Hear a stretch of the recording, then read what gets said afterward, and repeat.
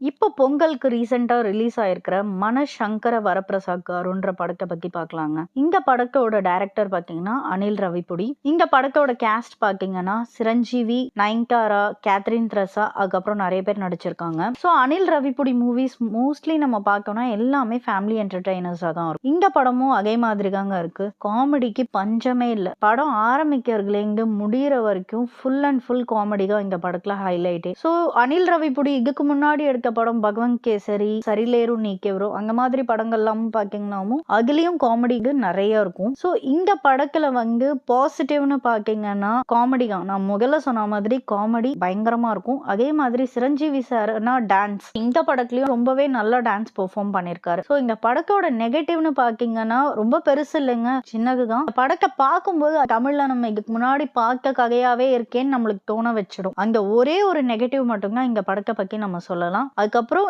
இன்னொன்னு வந்து ஸ்பாய்லர் சொல்லணும்னு பார்த்தீங்கன்னா, இந்த படத்துல வெங்கடேஷ் சார் வந்து ஒரு கேமியோ ரோல் பண்ணியிருக்காரு. கேமியோனா ஜஸ்ட் 1 நிமிஷம் 2 நிமிஷம் வரது இல்லைங்க, கொஞ்ச நேரம் வராரு படத்துல. அவர் வர அந்த கொஞ்ச நேரமும் ரொம்ப நல்லா இருக்கு. இன்னும் சொல்ல போனா ஆந்திரா தெலுங்கானால படம் பார்த்தவங்க அத்தனை பேருக்கும் சங்கராங்கிக்கு வந்து இது ஒரு விஷுவல் ட்ரீட்னே